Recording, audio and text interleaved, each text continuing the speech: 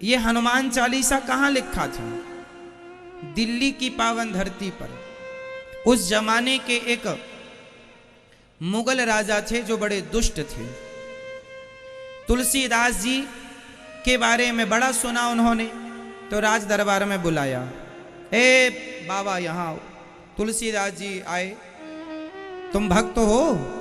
तुलसीदास जी ने कहा हम कहाँ भक्त, भगवान की कृपा होगी तो दर्शन होगा, वरना हम में कहाँ ताकत। सबने बताया था कि ये बड़े भक्त हैं, ये भगवान का प्रत्यक्ष दर्शन कर सकते हैं और करा सकते हैं, इतने बड़े संत हैं। उस मूर्ख राजा ने तुलसीदास जी की बड़ी महिमा सुन रखी और तुलसीदास जी से कहा, मुगल राजा ने, कि तुम अपना कोई चमत्कार दिखाओ। तुलसीदास जी बोले, ना, मैं अपने राम का गुणगान गाता हूं, मैं अपने राम को चमत्कार दिखाने के लिए परेशान नहीं कर सकता, मैं नहीं दिखाऊंगा, तू जैसी मर्जी हो वैसा। तुलसीदास जी को बंदी बना के डाल दिया था राजा ने, बंदी गृह में। उस बंधन से मुक्त होने के लिए गोस्वामी तुलसीदास जी ने हनुमान जी से प्रार्थना की, भगवान से गुहार लगाई, और वहां काल कोठरी में बैठकर गोस्वामी तुलसीदास जी ने उस दुष्ट राजा की काल कोठरी, मुगल राजा की काल कोठरी में बैठकर हनुमान चालीसा लिखा।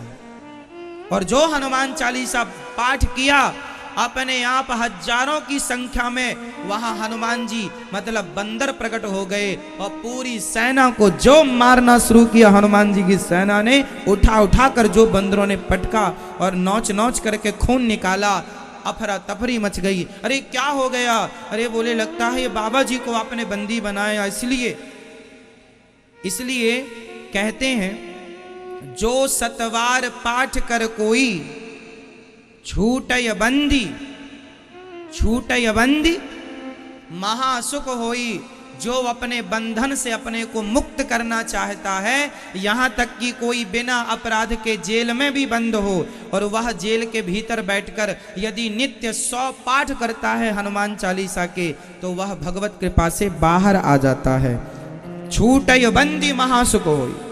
जो सतवार पाठ, सत मीन्स 100, जो सतवार पाठ कर कोई छूटय बंदी महासुख होई। जो यह पढ़े हनुमान चालीसा हो यह सिद्ध, उसे सिद्धि मिलेगी, सुख मिलेगा, धन धान्य, नासै रोग, हरै सब पीरा, जपत निरंतर, संकट ते हनुमान छोड़ावे, मन क्रम वचन ध्यान जो।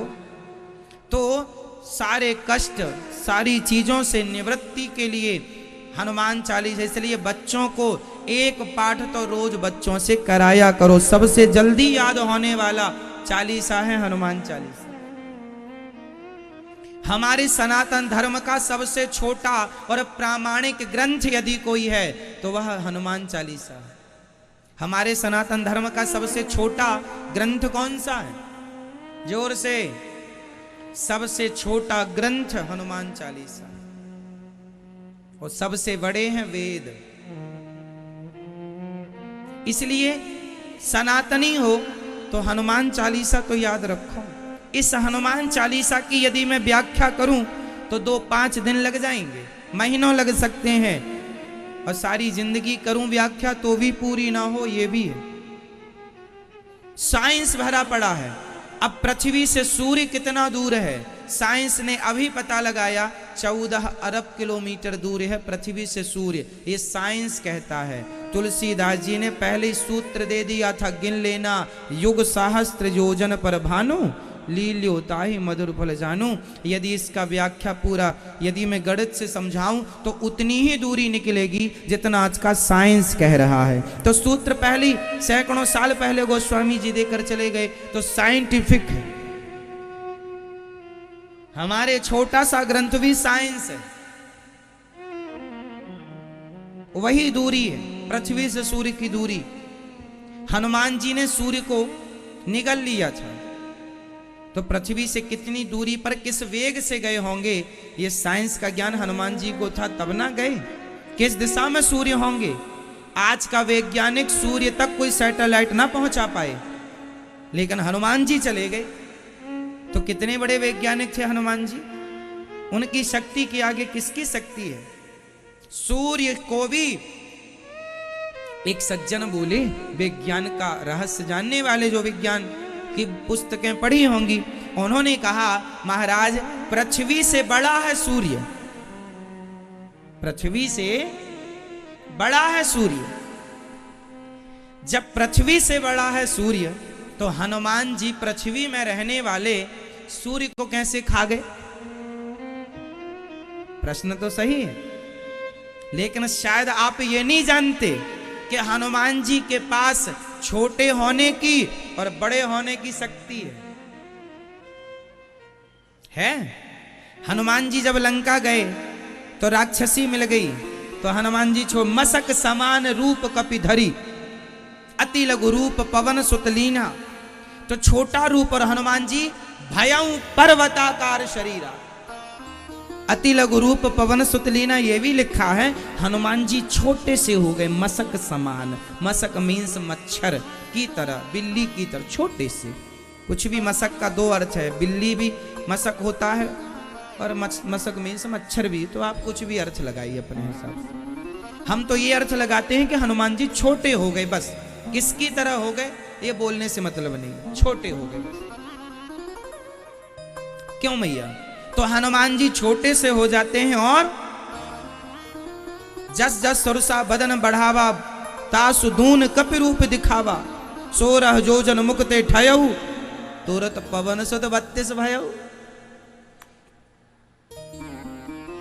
हनुमान जी छोटे से भी, और जैसे पीपल का बीज छोटा सा होता है, बोलो हाँ या ना?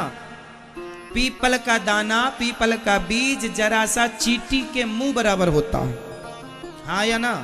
जैसे पीपल का बीज चींटी के मुंह बराबर इतना सा होता है, पर उतने से बीज में इतना विशाल पीपल छिपा होता है, उसी प्रकार हनुमान जी छोटे हैं पर उनके भीतर विशाल शक्तियां हैं। जितने बड़े चाहें वो सूर्य को क्या, वो पूरे ब्रह्मांड को निगलने की ताकत रखते हैं। सूर्य क्या पूरी गैलेक्सी खा जाए, सबको अपने मुंह में रख लें। भगवान हमारे श्री कृष्ण और भगवान हमारे श्री राम इतना सा मुंह खोले थे, इतने से मुंह में क्या दिखाई पड़ा था? पूरा।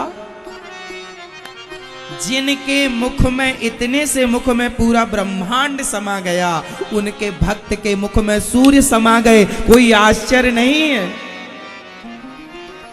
वो भगवान है, उन्हें आप अपने से तौल कर ना देखें कि वो हमारी तरह, वो भगवान। हनुमान जी समुद्र को छलांग लगा के पार कर लिया, तुम्हारे बाप दादे तो कर ना पाएंगे, तो तुम्हारे बाप दादों से तुलना हनुमान जी की हो नहीं सकती, तो काहे अपने से तुलना कर रहे हो? जब तुलना तुमसे नहीं हो सकती जिसकी, उससे अपने से तौल कर देखना ही गलत है। अब साइंस कहे कि हनुमान जी ने सूर्य को निगल लिया, साइंस की समझ में नहीं आएगा साहब, साइंस की समझ से परे विषय है। अभी मैं आपको बता दूं, साइंस ने अंतरिक्ष को जितना देखा है, वह अभी साइंस ही कह रहा है कि मैंने उतना देखा है जितना समुद्र की एक बूंद है। अंतरिक्ष, गैलेक्सी, आकाश गंगा इतनी विशाल हैं जिनका पार पाना साइंस खुद कहता है कि पार पाना पॉसिबल नहीं है। ये हम नहीं कह रहे हैं, वैज्ञानिक लोग, रिसर्च करने वाले कह रहे हैं, हार रहे हैं वो। जितना देख पाए, जितना पहुंच पाए जहां तक, वह केवल समुद्र की ओनली एक बूंद जितना प्राप्त किया है, ऐसा साइंस कहते हैं, वैज्ञानिक कहते हैं। फिर तो साइंस तो कुछ जान ही नहीं पाया, जितना जाना उतना बूंद भर है। तो आप उन्हें क्या जानेंगे जिनके मुंह में ब्रह्मांड है, और जिन ब्रह्मांड मुंह में रखने वाले राम के चरण हनुमान जी दबा रहे हो, वो कम है क्या? इसलिए संशयात्मा विनश्यति, भगवान पर श्रद्धा होए, संदेह न हो। हाँ, जिज्ञासा रखो, जानने की कोशिश करो, भगवान को जानना चाहिए।